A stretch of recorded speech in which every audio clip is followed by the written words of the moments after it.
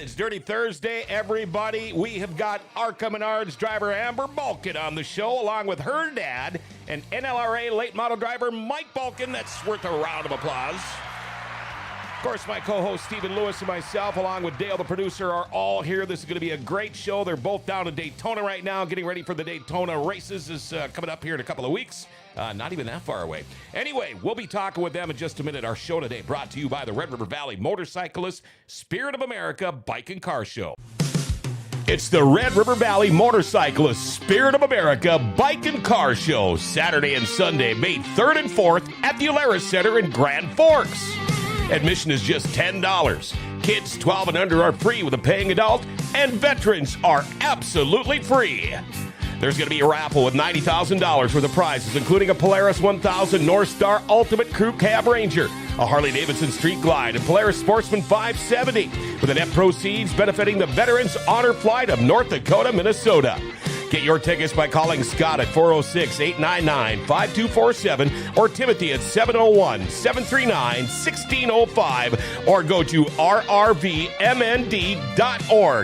The Red River Valley Motorcyclist Spirit of America Bike and Car Show, Saturday and Sunday, May 3rd and 4th at the Alaris Center in Grand Forks. All right, if you have any questions or comments for any of us here in the studio, or Mike or Amber Balcaen, feel free to call or text. All right, our number here is 701-213-0863, 701-213-0863. Let's get it out of the way right away. Jokes my neighbor tells me. I don't know if it's really considered this a joke, but here we go. We're going to gear this towards Valentine's, okay? Most of them aren't, to be honest. Most of them aren't. I try, but we're going to gear these towards Valentine's Day. How's that? First off, here's the first one. I got two today. Dear Alcohol, will you be my Valentine? You know what? When you're with the right person, every day is Valentine's Day. There we go. That's my second one. There you go. There you go. A couple of quick things. World of Outlaws started last night down in Volusia. Carson Macedo won. Donnie Schatz went from 21st to 8th. He got the KSE Racing Products Hard Charger Award. That is his fifth in a row, dating back to last year, which is unbelievable. He's plus really 49 cool in that stretch. Wow. So, and then I don't know if maybe Mike and Amber might be able to talk to this a little bit. We saw the post the other day from Victoria Stutsky talking about Victory Lane Speedway possibly closing, but your thoughts on that? It's one of those things. I think the place overall has kind of been lucky in the unfortunate sense that it's kind of in a bad area on the south end. Maybe Mike can talk about that there or whatever, but it's kind of at the beginning of the diversion up there, so it floods a lot or whatever. So it's kind of an unfortunate thing or whatever that... it's kind of hard to develop that area or whatever, so it's still the racetrack. But hopefully they can get, I think they put the call out for, more sponsors and that kind of thing or whatever. So hopefully they can get that thing back to where they want it and whatever. Is kind of they started behind the 8 ball from the get go. They bought the place during the shutdown and whatever, and weren't able to race for 2 years. So. Hopefully they can have themselves a good summer, and if anyone down here can go up there on a Thursday night and support it and that kind of thing. And you know, you don't see it in the news of tracks starting up. It's tracks closing, and it's a damn shame because, both of our guests today, Amber and Mike. I mean, Amber got her start on the dirt, and by the way, nice shirt you've got there, Stephen Lewis. I don't know if we can. See here. I'll stand up quick. Look at that. That's last year's shirt. So. Yeah, there you go. Looking good on a shirt. Let's welcome them. Amber Balcaen drives the 70 ARCA Menards car this year, and of course, NLRA late model legend, the driver of the number 10, Mike Balcaen. How you guys doing? Hey guys, how's it going? It's going great. First off, Mike, you look like you've been in the sun a lot. What's the weather like down there today? We're doing okay. It starts with an 8, so anytime it starts with an 8 Fahrenheit, we're having a good day. Geez, starts with an 8. I think ours started with a 1, and then an usually 8, and then a minus in front of it. We're lucky to have an 8 without a minus, and it usually doesn't have a number in front or behind it. Yeah. So. They had some snow down there the previous couple of weeks. Did it tickle you guys up in Daytona, or were you out of the snow? I'm on the west side, just south of Tampa, and about 3 hours north of us, up near the Panhandle. They're actually near Lakeside Speedway. They got a little bit of snow, but we were in the mid-50s, a little rainy, but we had 3 days of that. We overcame that, and we're in good shape now. Okay. I got a lot of relatives that live in Tampa, and what a great area. Amber, how are you doing? I'm great. I'm in North Carolina. It's not quite as sunny and warm here, but I'll be coming down to Daytona in less than a week. Okay, now, are you residing in the Carolinas now? Is that where you live? Yes, yeah. I've lived here for about 8 years, other than I lived in California for a little bit when I did the West Coast stuff, but mainly been here. Okay, now, so how long? I know we saw the practice times from Daytona. There's I don't know how many cars, but you were up there. You're dang fast.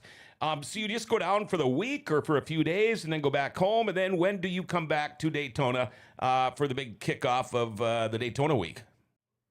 Yeah, so our practice was in the middle of January, and it was a 2-day practice in Daytona, and that was just to get comfortable in our cars, tweak a couple things to find as much speed out of the cars as possible. And yeah, we were fastest out of 70 cars, so wow, the first day and fastest overall. So super happy with Nitro Motorsports. They're a new team to ARCA, not new team to motorsports by any means, but new to ARCA. So it meant a lot for us to come out there as a new team together and be top of the board. All right, I want to ask you a favor, Amber. When you're down there next time and you're walking around, will you look at the start-finish line and see if the Bullring Boys' signature is still there? I doubt it is. It's fine, but yeah, I'll give it a look. It was a couple of years ago. When we look at your career, you started driving. Okay, correct me if I'm wrong here. Go-karts at 10. You were driving a Lightning Sprint at 16. You were the first female driver to win a dirt track racing championship in Manitoba. You raced with the Northern Outlaw Sprint Associations, kicked that off in 2014. You got the Rookie of the Year that season, became the highest finishing female in Northern Outlaw Sprint Association history. You ran the Chili Bowl. You were in the NASCAR Drive for Diversity program. You were in the NASCAR K&N Pro Series East, the Car Super Late Model Tour. You messed around with the Power Eye Midgets there for a while. The ARCA Menards Series West. You were with Rhett Jones, Venturini, and now you're going to be going with VMS and Nitro Motorsports. What haven't you done in a race car? It is so much fun to hear that resume and how well you've done for as long as you've been around now. Well, thank you. I appreciate that. One thing that I have not added to the resume that I'll probably do after I retire from the NASCAR side of things is I'd love to do a couple quarter-mile stretches in a dragster.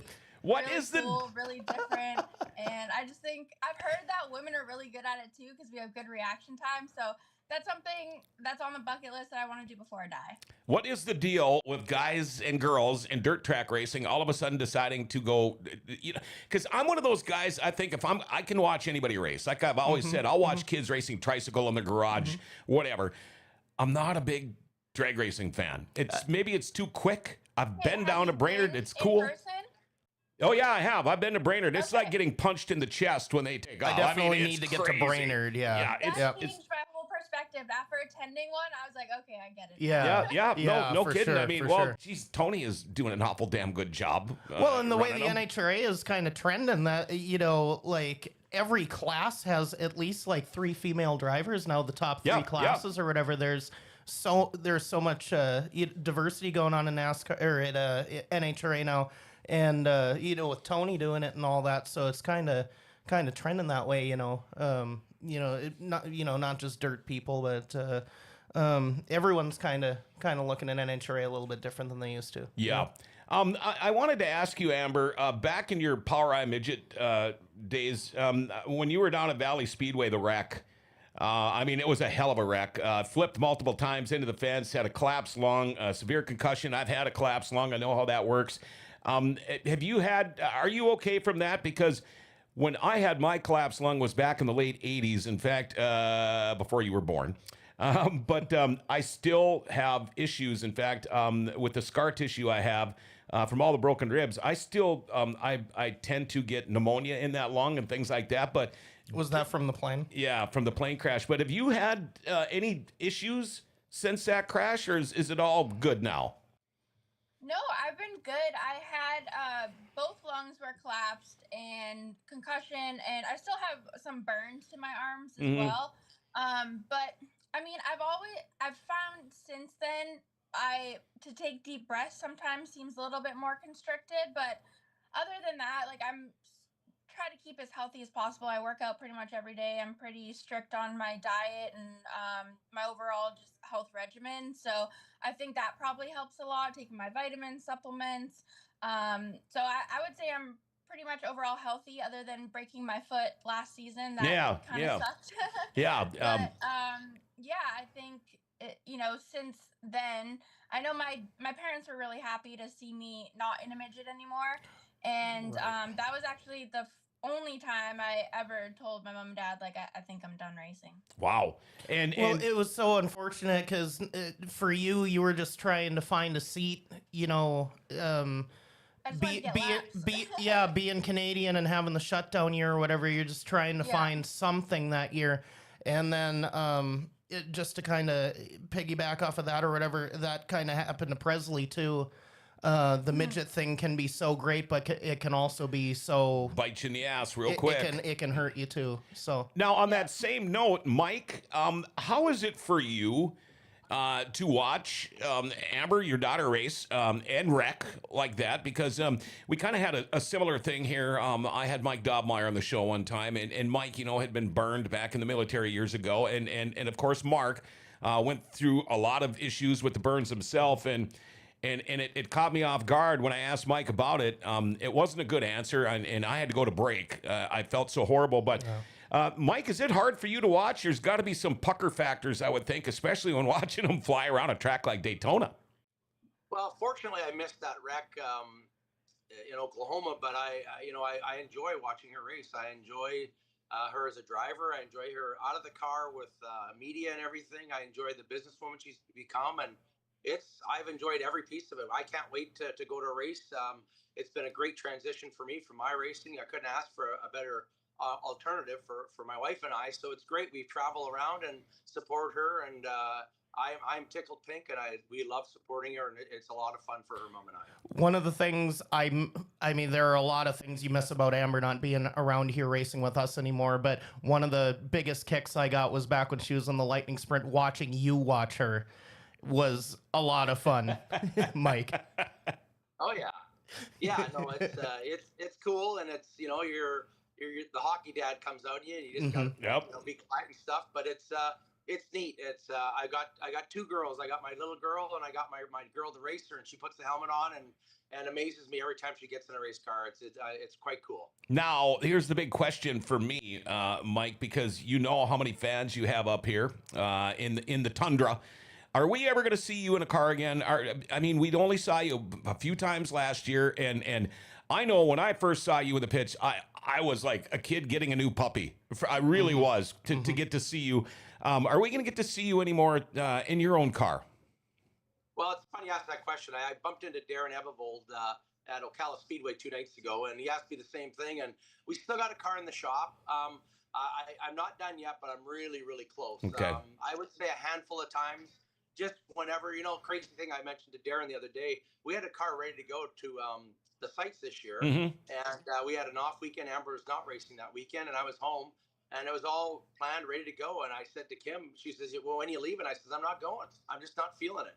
And this will be my 42nd year racing dirt late model. And you always wonder as you go through every decade, and I'm sure Tom Corcoran's went this through a few times, but you wonder, when do you think you lose that itch or lose that desire? And like I said to you prior, us being able to go and support Amber and do that stuff and be around, although different racing people, you're still around racing people. And that's what my wife and I, that's how we met. Yeah, that's part of the fun. Right.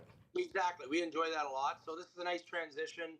Like I say, maybe 4 or 5 times. I'm going to help out Frank Vert this year a little bit with the dirt late model stuff, and he'll be running the car a little bit. And I think it's just going to be a nice transition. And whenever it strikes me, we'll go. And I don't know how many times or how often, but there again, it'll depend on Amber's program and her schedule. And she's our priority. And she's put the back burner on for my racing for a lot of years. So it's pretty nice to have the tables flipped and support the hell out of her. It was definitely nice. I think it was the June Outlaw show you ran with us. Yeah. Was the only time we got to see you or whatever, but it's still nice. Like you said, it's nice to see that number 10 roll out of the trailer and have it here still.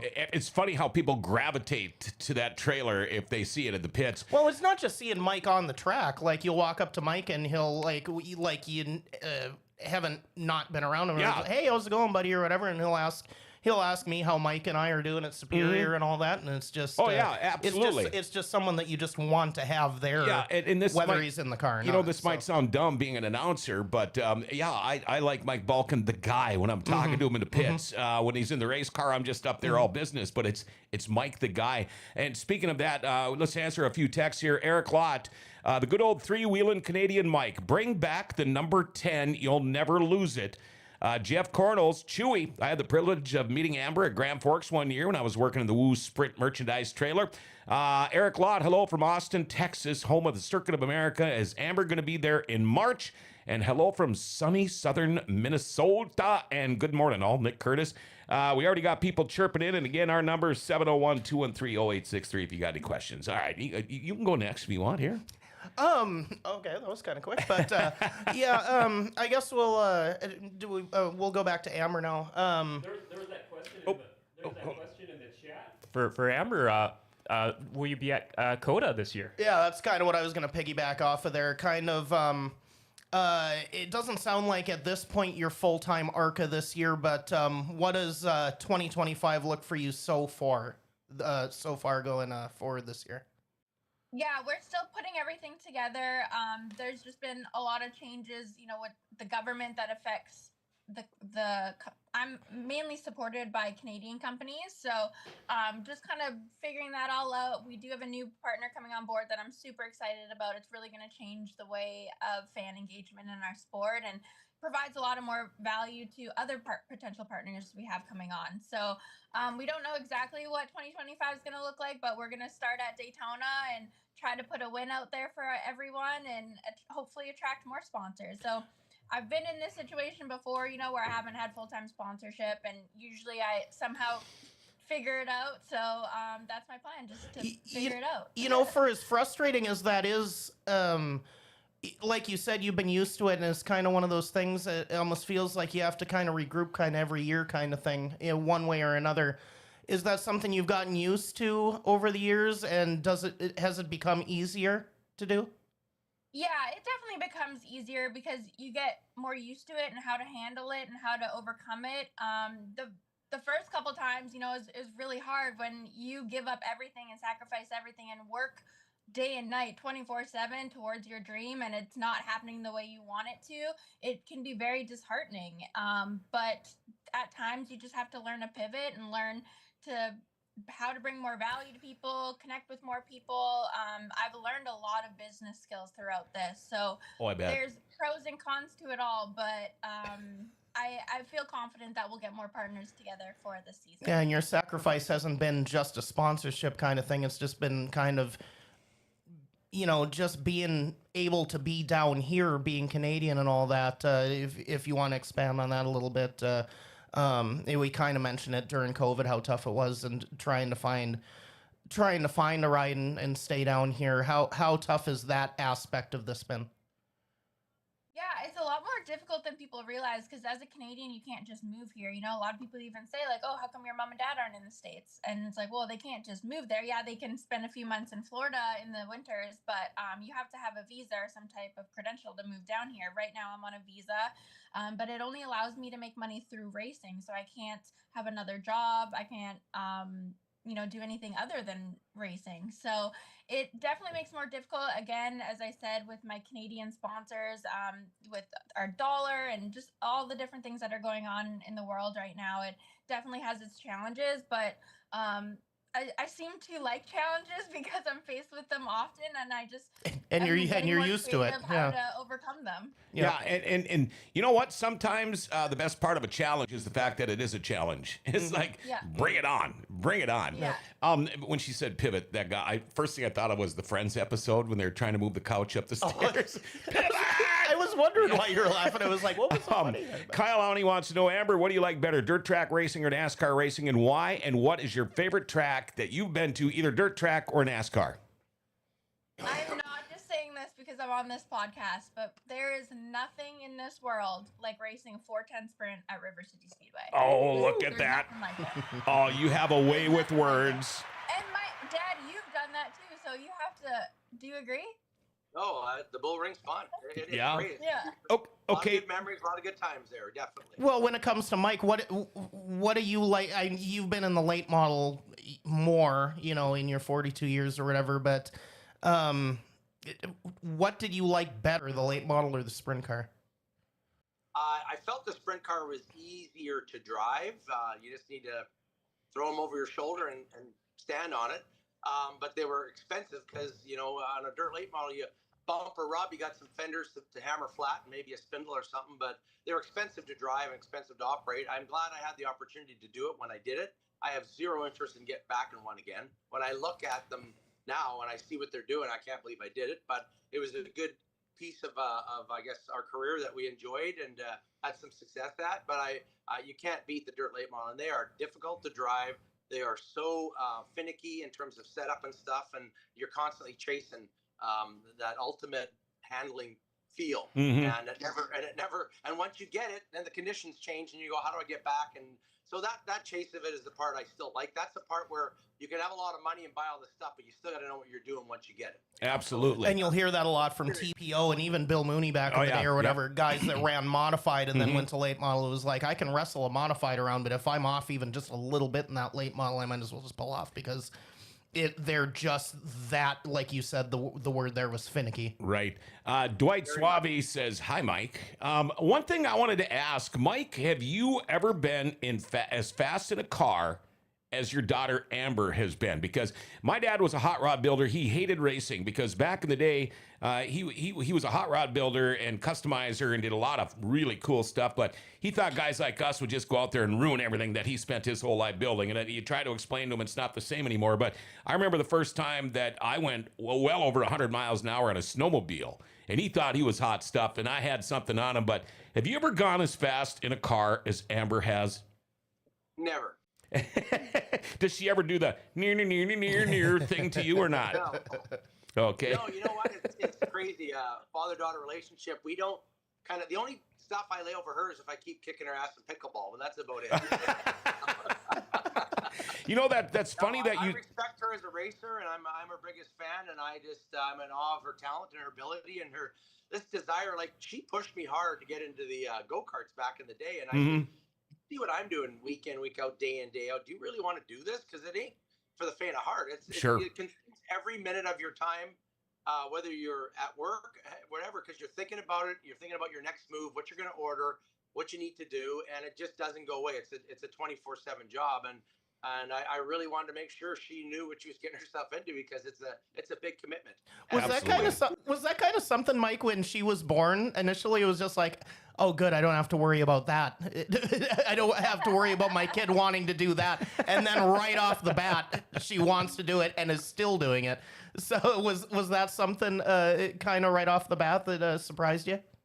Well, in defense for her, like, she was born in March. In April, we were at Cedar Lake, and she was getting baths in the kitchen sink, right? So she heard the smell, or smelt the smells, heard the noise. She's been around it right from literally from the day one when she was born. So you're a lifer or you're not. You know, you're either in it, you try it and you leave, or you're in it forever. And guess what she is? Yeah, right. There you go. Right. I'm going to ask Amber one more. It's kind of related to racing, but I want to ask her this question because then we're going to have to take a little break and we're going to send you guys a new invite, and then we're going to go over the pictures and the history of Amber. But Amber, you have were the co-host of the TV series Cars That Rock, and of course AC/DC lead singer Brian Johnson was the host with you. Now, here's the thing. I was telling Mike, I have cousins and aunts and uncles or whatever that live down in the Tampa area. And one of my cousins is married to a guy named Norm, who happens to be best friends with Brian Johnson. They go camping. They have this little Airstream club that they all go camping to and stuff. But Brian Johnson, I guess, has got a warehouse full of some pretty unbelievable cars. Amber, if I'm wondering if he showed you any of those cars, because normally when he gets a new car, the first person he calls is my cousin's husband, Norm, to go drive them with him. I'm wondering if you ever got to see his personal collection, and if you ever met my cousin's husband, Norm. He works for Billy Joel. I think he was probably working for Billy Joel back then too. I have not, Okay. but filming that show with him was one of the coolest things ever. He is the most humble person. Yeah. I just could not believe that he was a rock star. He cooked dinner in his very humble motorhome for me and Ron White.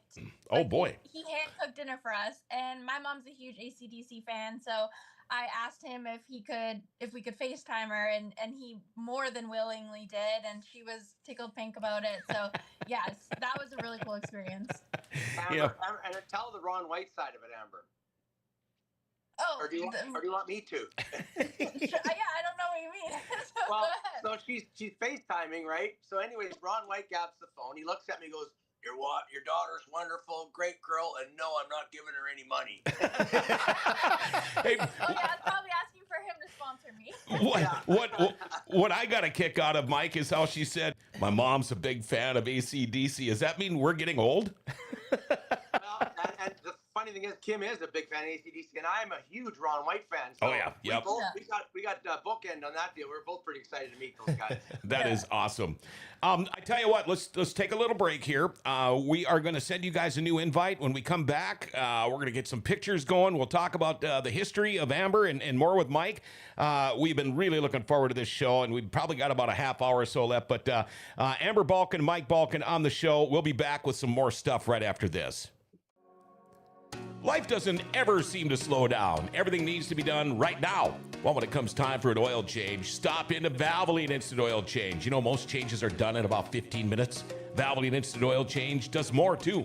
Tranny and coolant flushes, tire rotations, and batteries. And included in your oil change, they're going to top off your fluids. Check your tires, battery, lights, wipers, and cabin air filter too. And you get discounts for fleets and the military. You know, they can text and email invoices and coupons and mention Grand Forks Best Source and get $10 off your oil change. Valvoline Instant Oil Change. They're open Monday through Saturday with no appointment needed. Pickup and delivery is also available if you live in Grand Forks. And Valvoline Instant Oil Change is now hiring. If you'd like to join their team as an assistant manager, customer service rep, or lube tech, stop in to find out more. Valvoline Instant Oil Change for a complete oil change and more. They're at 3325 South 38th Street, or call them 701-780-8462. And make sure you tell them Grand Forks Best Source sent you. All right, we are back with ARCA Menards driver Amber Balcaen and NLRA late model driver Mike Balcaen. Coming up in the next couple of weeks, by the way, next week we're going to do a rookie week show. We got some kids that are going from go-karts to the big time now. We're going to have Maverick Strand and Blaine Barnes on the show. We're going to be talking Lake Cameron ice racing on the 20th. And then on the 27th, this is going to be a special show for me. We're going to do a Women of Racing show again. We've got Racing Wives show is what it is. It'll be Savannah Strand, of course, Dustin's wife. Bryce Hastings, of course, is Jade's wife. And Miss Lori, my wife, is coming on the show, which she swore to God she'd never come on this show, but God bless her, she's going to. And that is my 60th birthday, too, that day. So there we go. Wait, that's not the right sound effect. Yeah. And people have been bugging me about the beard because it makes me look all of 60. That is for sure. I have a quick question for Amber and Mike before you go into pictures, if that's okay. Yeah. So I saw there's big news in the ARCA world. It's making some big headways. This Daytona race is going to be the first ever ARCA race that's going to be broadcasted on national television. How's this going to feel? Having About ARCA time, yeah. have that big access and availability. Oh, it's amazing, and I'm so excited for it. I agree. Like, I think it should be about time. We always put on a great race at Daytona. Last year was insane. Like, even just my race, I went from 2 laps down to 9th place, and my car was absolutely mangled. Like, there's always so much action at the Daytona ARCA race, and not only is it going to be on Fox, but we have like 4-time Indy 500 winner Helio Castroneves. We have Catherine Legge from the Indy. She ran the Indy 500. Mm-hmm. We have Cletus McFarlane, who's a big YouTuber. We have huge people that I'll be racing against, which is so cool. Even last year, I raced against Marco Andretti, and I'm now we're friends, and I'm like, this is so crazy that I'm racing against these types of names. It was so funny to see Cletus is going to do that because we had him at Bristol with us when we had the dirt races there. So that was fun to see too. Cool. Okay, 43 ARCA races. You've got a 14 top 10, 6 in points last year. Should we go through some pictures? And this is going to be tough. Now, we got to give Dale, the producer, a lot of credit here because he's going to be doing some pretty fancy camera work here.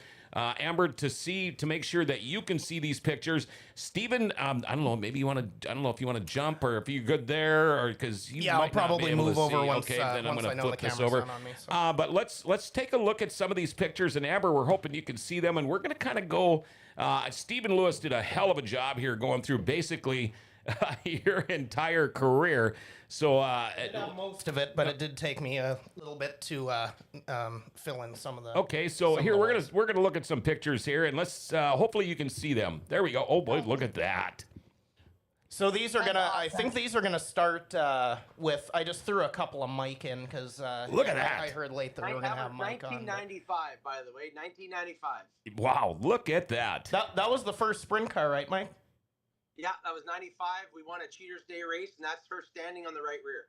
Man. Well, this is You actually have a crazy memory.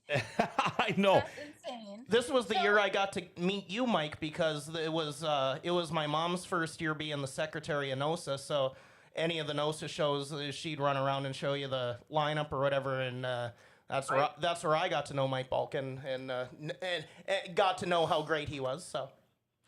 Cool. All right, let's just roll along here. Yeah, that's a good picture. So, Dad, do you want to tell the story about that picture? The trophy? Yeah. So, anyways, before the race even started, they asked me if I'd present the trophy to the winner. I said, absolutely, I'd love to. So they gave me the trophy. So I'm watching Amber racing. She's running like 4th or 5th. Well, within a lap or two from the end, there's a bit of a pile-up with the cars in front of her. She sneaks through. She wins the race. I'm freaking out so much, I smashed the trophy on my knee. So I had to give her the 2 or 3 piece trophy when she had the presentation thing. It was pretty funny. Yeah. And I have to tell you guys, because you ask my dad, like, how's the transition from not really racing to focusing more on Amber's racing. And when I was young, sitting in the stands at Grand Forks, watching my dad race, I would get so fired up. Like, if he was doing good, if he was doing bad, if someone hit him, like, I would get so like emotionally involved. And now the flip is script, and now I'm the one out there, and my dad is so emotionally involved that he gets so fired up. When things are going right, he's the most excited, and when things are going wrong, he's the most pissed off. I remember last year, something happened, and I was just trying to keep myself calm and be like, all right, it's going to be fine. And my dad was fired up to the point where I had to be like, Mom, Dad's working me up right now because I'm trying to stay calm. I'm worked up. You got to get him to calm down. Mom, get Dad the hell out of here. That's why I said earlier, it's more fun to watch Mike watch Amber than to be someone that watches Mike. Like, yeah, you know. and you know what though, and Mike will be able to answer this too. It's you almost kind of get to relive your life a little bit through your child and your children. I did the same thing with my son. I was the same way. He was a hockey player and played professional baseball and all that stuff. But it's part of being a parent. It's one of the greatest things ever for being a parent, and just to get to sit and enjoy it. And before we get on with more of the pictures, but Scott Iverson, head of concessions at the Speedway, says good morning. Brina saying hi, Amber and Mike too. Okay, there we go. Let's look at some more here. I've never looked better, by the way, before we go to the next picture. Empty seat. Thank you, Dale. That was my very first lightning sprint, and it was a 1991 Henchcraft, and I remember that Wow. because it was older than me. A 13-year-old car. Wow. That's wild. We had sold my go-kart, and then I had gotten some sponsors, and that was our budget. And no, we didn't get a new Bailey chassis or new Henchcraft. We found this old one, and it was all old spare parts and everything. And my dad and I went up to the guy and said, "This is what we got. Will you take it?" And I had the oldest car in the field at that point. How big was that for you, Amber? Because Darren Palin wanted to bring the class back to Winnipeg. How big was that to you to have that class? And if it hadn't been for that class, would you have tried something else? Or maybe would you have not been able to start at all, kind of thing? No, that class was absolutely perfect for me. You know, watching my cousin and my uncle race sprint cars, my dad race sprint cars for a little bit. My grandfather raced sprint cars too. So I always really wanted to race sprint cars, but my parents thought it was a huge jump from a go-kart right to a sprint car, and not only like the power ratio, but also the cost of it, right? Mhm. And my dad's like, "Amber, I knew I wanted to move up from go-karts because my passion and drive for the sport was only growing." And my dad was like, "There's this new series that's going to be mini sprints, and I think it'd be really great for you. It's more cost effective. They're running locally here." Like, it just made sense. So yeah, that's what we did. Dad, do you want to add to that? Well, I will add to that because we did buy a bunch of junk, and you went out there and you started winning, and of course, right away we were cheating. They were cheating, and we had meetings, and I said, "Take the motor, take what you guys want, do whatever." So finally got to the point where one of our competitors, who had the latest, greatest piece, Henchcraft, he said, "You know what, Amber, just drive my car instead." And I think you'd wrecked your car, so we were kind of down out anyways. She didn't win by a little bit. She was lapping the field once she hopped in that guy's car, which I lapped actually the entire field, allowed her to get the opportunity to get a 410, because one of the competitors said, "We're just going to go 410 racing," and that's when she drove for the one individual there from Southern Manitoba for that year. So she created her own opportunities by showing what she could do in a race car. So, Mike, when she was growing up, when you made the transition from karts to the Lightning Sprint, how kids can do, did she do does she have the look like, "Oh, come on, Dad," with the eye flutter or whatever, and where it just melts your heart and you just got to go, "Okay, fine, let's do it"? I'll be honest with you. Looking back, it worked out now, but I was an ass. Okay, and why okay. I say that is that when she wanted to get into go-karting, she went with me to PRI in Indianapolis. At the end of the year, I said, "Every table you see, you grab a couple inches of stickers and you pull them off, and you put them in a bag and fill those bags." We got back to Winnipeg. There was a big trade show swap meet. She rented a table for $10 and sold that table out in stickers. That's how she started to buy her first go-kart. Wow, that's And determination. still took a percentage. That is cool. That is an awesome story. Yeah, Yep. so that's how she started go-karting. And then with the racers, like, "Well, Dad, can you call so-and-so, see if they'd be interested in sponsoring?" I said, "No, you call them.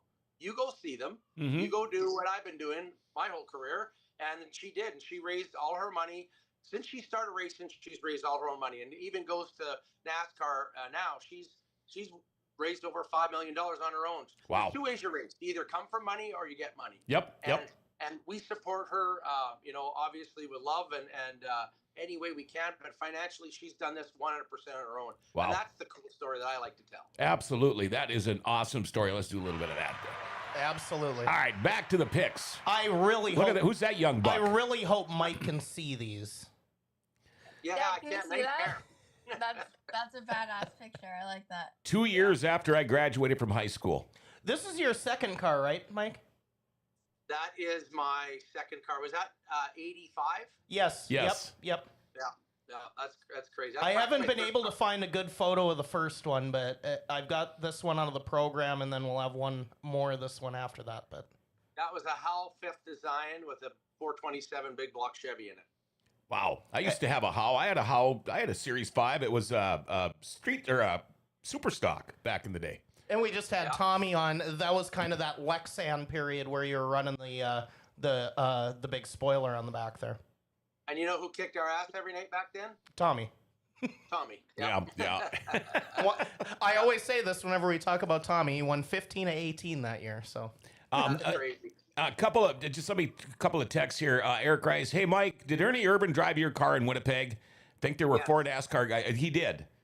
Yep. Okay, and then Kevin Pappenfuss says, I'm tied for feature wins with your grandpa. That's one thing I'm proud of. Love watching him race. Thank you, Kevin and Eric. There we go. Okay, we can get back to the pictures now. There we go. So yep, big feature win here. A lot of these were, and I have to throw a shout out. He's not with us anymore, but our good friend from up there, Kaz Bednarchuk, he passed away a year or two ago. But I found a lot of these on his Facebook, which is luckily still up. So he did a lot for racing. All the photographers around racing, you go back to Palmer Berger and that, done a ton for racing. For sure. All three of you there. Oh, nice. That's a great picture. We got a lot of great photos of us. Pretty much all of the photos of us three are in front of race cars. Yeah. Actually, now that I think of it. And you know what? See us in front of Disneyland, I can tell you that. And you know what? The thing is, too, they're all great. You guys are photogenic. There's no ugly in your pictures. Well, something else in that picture that I picked out was your wing was collapsing while you're winning this race. Did you feel that at all, Amber? Yeah. Oh yeah, that's a story we can tell too. So Dad and I worked in the shop together, and Dad was always working on his late model, and I was working on my sprint car. And I think most of the time he, had helped me when I need, but I guess he was busy this time. And I was like, Dad, I got to put a wing together for this weekend. He's like, all right, then do it. Go grab the rivets, grab the gun, and put it together. I said, okay. So I put it together, and I'm all proud. I'm like, Dad, look, I put the wing together all by myself. He's like, oh, yeah, good job. Halfway through the race, I'm like, damn, my car feels really loose. Like, what the heck? What the heck is going on? I'm like, whatever, I'll just drive through it. And ended up winning. And then I got out of the car. I'm like, Dad, like the car just like felt really weird after this lap. He's like, yeah, because the wing claps use the wrong rivets, Amber. See that damn 10mm wrench? I couldn't find it. Well, you got to have really good rivets on a 410 like that. That's all straightaway too. Yeah. So. Yeah. Dad, I think you probably put together my wings after that. It's all part learned. Now, we in a big car here.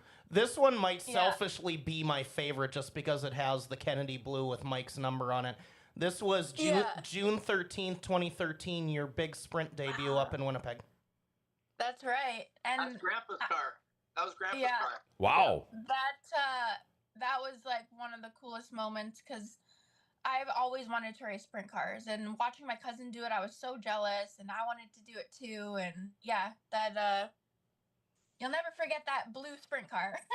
I hated not being there that night. That was literally, I think, the first night I took the Ada job, and they ran Thursday night too, and I looked at the results, and I was like, no kidding, Amber raced the sprint car, right? So that was really neat. Also, Jets logo on the wing there, John, if you didn't see. Oh, yeah. Had to throw that out there. Nice. We can keep going. Winnipeg Jets. Jeez. So here's your second late model again. I stole this one from Mark Sin. I didn't know this car was red until a couple years ago. Dad, you're old. Well, look at how much different the racetrack looks there. How much flatter it is. Just flat. The wall's not there. The pit stands aren't there. Everyone's, Where is that? This might not even be Grand Forks. This might be. Can you tell where it is, Mike? Or It may be Hallock. Oh, that makes more there you sense. go. There that you makes go. More Sure. sense. Sure. Okay. Yeah. I got to put my glasses on, but I'm just guessing. So the story I was telling you guys about when she got another ride, this is Wally Butler's henchcraft and great equipment. And she hopped in that thing and man, oh man, was it fast. A night and day. Yeah. Yeah, hardly ever lost a race once you teamed up with him. The worst I finished was second in that car. Wow. Yeah. That is awesome. Stephen Lewis, you do a great job, by the way, with these picks. Look at that. Now, that is an incredible picture right there. That's one of my favorite pictures. There's nothing like the horsepower out of a 410 car, that's for sure. Dad, you wanna tell them about the first time you saw me in a 410? Go ahead. Right, the first time at Grand Forks. Yeah. My parents didn't want me to run a 410. They're like, you should start off 360. And I said, no, if everyone else is racing a 410, I want to have a 410 too. And they're like, all right. So, because I think the car that the car, I'm pretty sure the car I drove at Winnipeg, I think that was a 360, and it was a dry slick track, and it was a little more calm. Now I'm hopping into a 410 at River City Speedway, which you guys do like 9-second laps. It's crazy there. So I hopped in, went hot lap, and my parents looked at each other and like, oh shit. Yeah. Oh, that is awesome. That is a great picture. Do you have pictures like this, Amber, that maybe you have on a wall or anything? Because, I mean, this is an awesome picture. I don't, honestly. I should print a photo. You guys are making me want to make a photo album of my career now. That's like a magazine cover quality photo. It is. Yeah. And, if you ever need the pictures, you know who to get a hold of is this guy right here, because he's the one that gets I'm here all of for these. you. Just shoot me a message. There you go. All right, It's there so we go. cool, Now, the people that send me photos on like Facebook and Instagram too of my dad, like I get sent them pretty often, and I'm like, this is so cool because I wouldn't have found them otherwise. And they'll send like really old photos of my dad, so it's cool to have that. And we stuff. know Mike doesn't have Facebook, but we do it anyway because we know that you'll show him. Yeah. Somehow, Yeah. I'm amazed Mike can remember all of these, because the 80s was so hard on me. I can't remember 3 months ago. That's a different show, but okay. So yeah, this is you ran with, I think the name Shannon McQueen, right, at the Chili Bowl? Yeah, that was a really fun time. That was so much fun. The three-girl Really team. fun. Michelle Deca, who ran very well this year at the Chili Bowl, Shannon McQueen and Amber. Great deal. That is still one of the races on my bucket list. I've never been to the Knoxville Nationals, which blows me away, and I want to go to Chili Bowl. So those two of the races still on my bucket list. Okay. Did you get the Chili Bowl flu, either one of you, from that? I sure did. Man, I was sick as a dog. Oh, I bet. I went in every day and watched every race because I'm an idiot. And I was sick as hell after. I would do the same. It would be so tough. Now, this is where I'm gonna lose some of the stories or whatever, but I think your maybe development program here, Amber. Yeah, I think that was so my first time ever in a stock car on pavement was the NASCAR Diversity Program, which was 2014. 2015, that was my second time ever in a stock car, and I had sold my vehicle, to test this car to figure out if I could do it or not. Wow. Well, and the funny thing about that you mentioned that this is still your dirt gear. That's like your dirt fire suit and your helmet too. That was South Carolina, wasn't it, Amber? Yes. Jeez. What track was that? A very historical place. Greenville Pickens? That's right. Greenville Oh, Pickens. sure. Yeah. Look at that guy. So I had to throw that one in because we just had Tommy in, and Tommy's like, I bet we got 1 million of those photos. Tommy probably just came in from his 10-mile run, And good thing he just checked in on the chat. Good morning. Yeah, to you good too, morning, Tommy. all. Tommy must have just got done with his run or something. The guy acts like he's 20 still. Hey, guys, I'm glad you photoshopped it and put me in front of Tommy. It was a lot of work, Mike, but it had to be done. So I have a big respect for Tom Corcoran, and he knows that. Yeah, we're a big fan of Tom. He's a big friend of ours here at Dirty Thursday. So I can't wait to see him again. he said the same about you, Mike, when he was on here about 6 weeks ago. Or Absolutely whatever, did. Yep. Okay, I was wrong. This is this is the test that I think I sold my car for to go test. Wow. And then I got sponsorship to race that car in a race, the one that you previously showed. So what kind of car did you have that you sold? It was a Mazda Tribute. Okay, Or Mazda okay. Tribute, yeah. And you can tell they're Canadian because it's a Mazda. It's a Mazda. I've talked to Mooney enough, and the last time he announced here, I was just like, he wasn't supposed to, and he was like, I was like, all right, we'll get away with this if you don't say anything Canadian. Don't say anything Canadian. The brand new Nissan from Rydell. Oh, It's about time. yeah. Wow, look at that. This is you shaking down Presley's first lightning strike. Oh, sure. I believe this is the last time you turned a competitive lap here. Yep. I think Wow. you're right. Yeah. 10 years ago. So How about can't- that? I can't be- Second, and Can you I- believe, Amber? It's been 10. It's been 10 years. Can you believe that? No, Wow. that's crazy.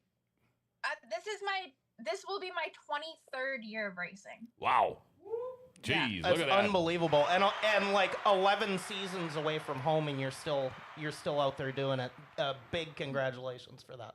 Thank you. And I'm glad you didn't. 2016 was a great year. Great year. That was my first time, first full season in a stock car with Lee Pulliam Performance.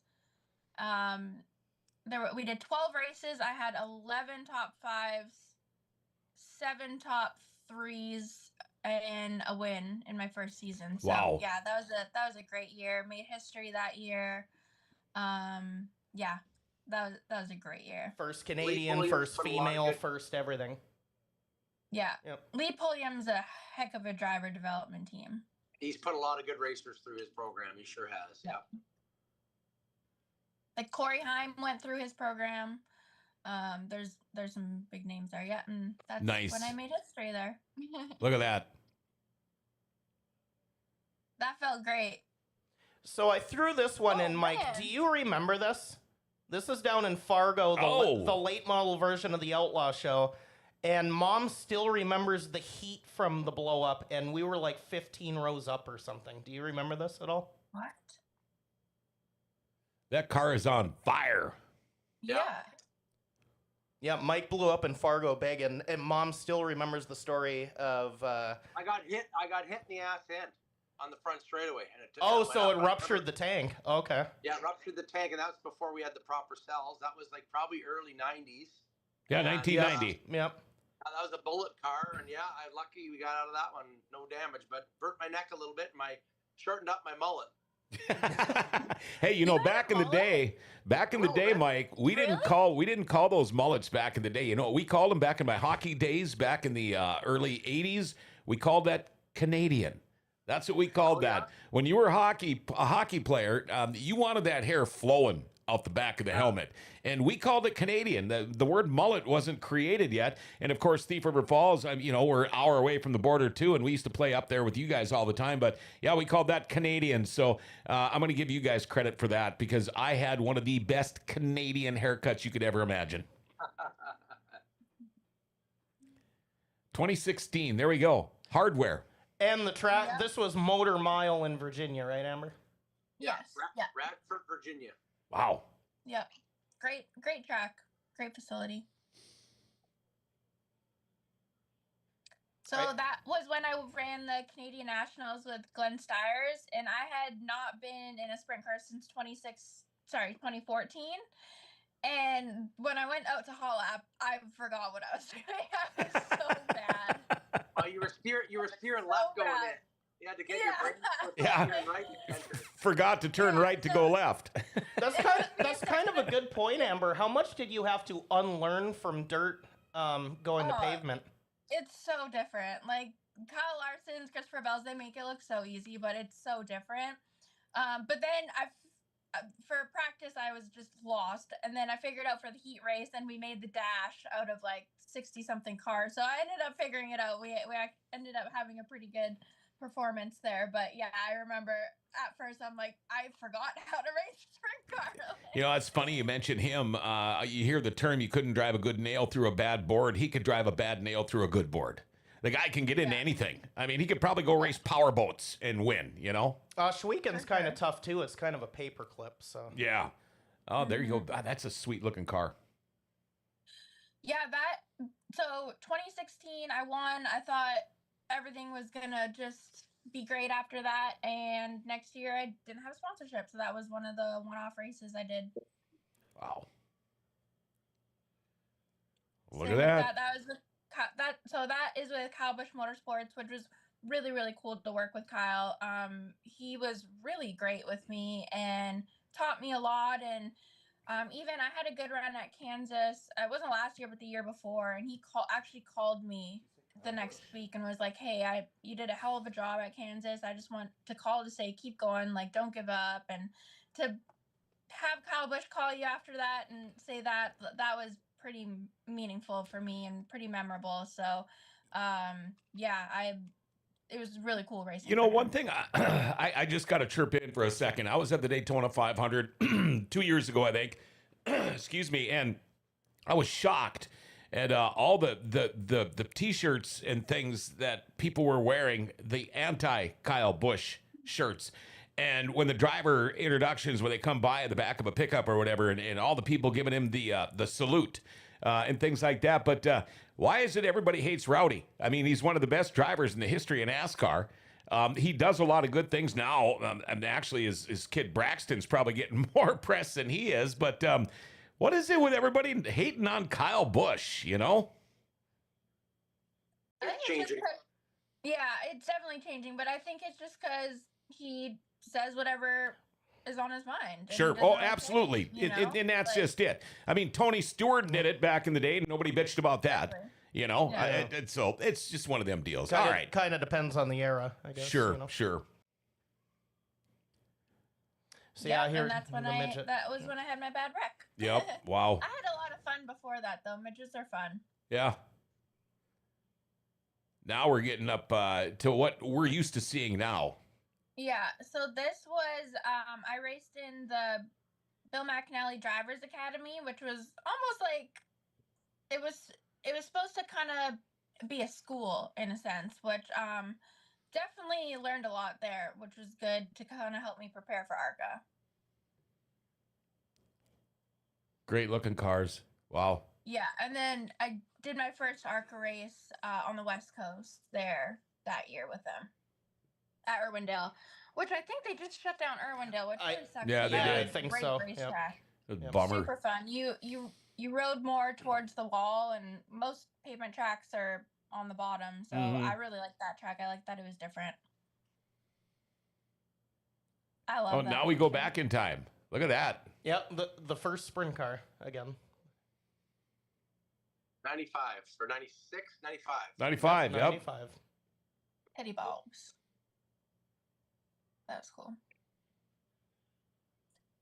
That was my first race at Daytona, and the amount of years I told my dad, "Dad, I'm gonna race Daytona one day. Dad, I'm gonna race Daytona one day. Dad, I'm gonna race Daytona one day."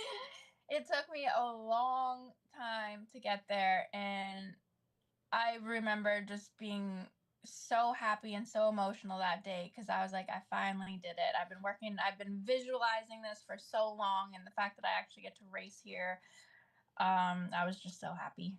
I hope everyone in town here was just like me watching that on television up here. Just Absolutely. hearing that name on the television and just like, she made it. That's so cool.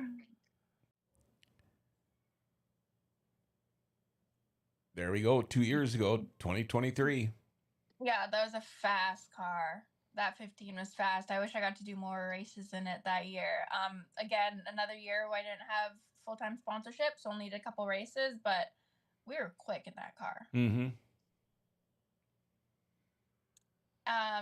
Another year where I didn't have much sponsorship, but still needed to keep behind the wheel. So in 2023, I think I did 3 ARCA races, but I wanted to keep behind the wheel as much as I could, and it's a lot less expensive to do late model races. So worked with Lee Falk, and he's incredible driver development guy too, and had a lot of fun working with him.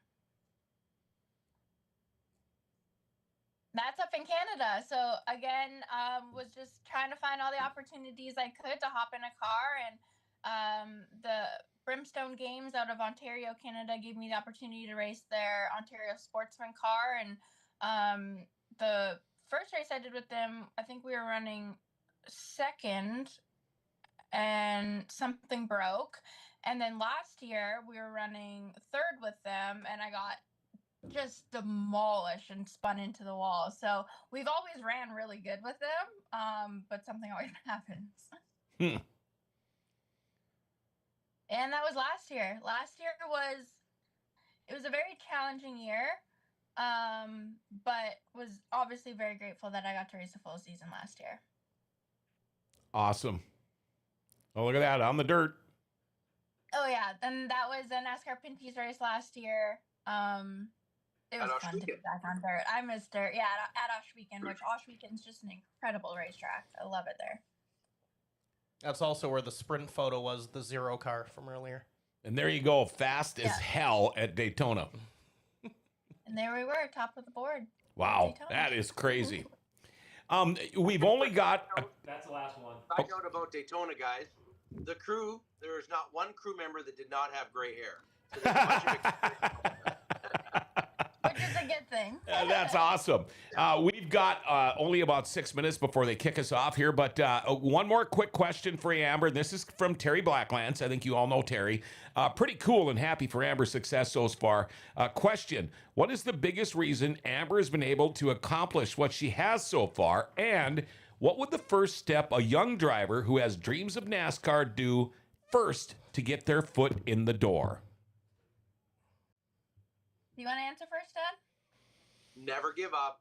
Grind it out day in, day out. After the 1,000th no, maybe you'll get a maybe. And you sure. Never can quit at all, ever. And just keep networking, building your portfolio of people that you know, and never stay home. Get out there, get in front of people. Every opportunity she's picked up is because she's been out there talking, trying to find the right people to talk to connect, and create. You always have to, last word, create opportunities. Never stop creating opportunities.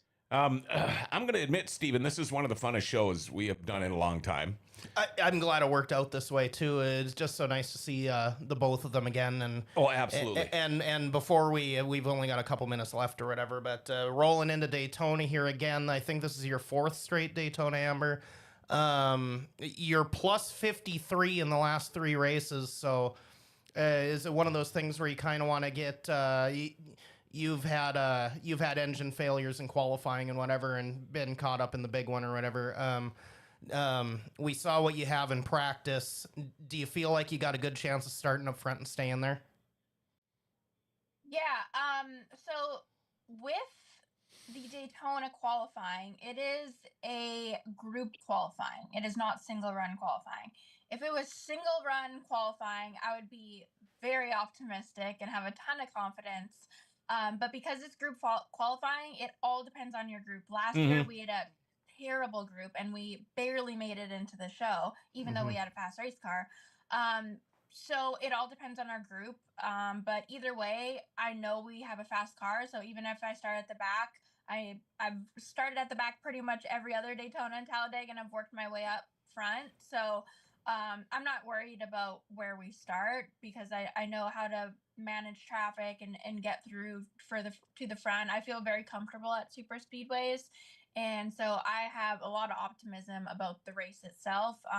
Qualifying is just, it's luck of the draw. It's going to be what it's going to be. And we'll make sure we do what counts during the race. But to answer your question too, of like, how do you think you got here? Or it's just, I didn't give up. I should have given up probably year after year after year. There's a lot of years I was part-time and people were like, why are you still trying to do this? Like, it's clearly not happening for you.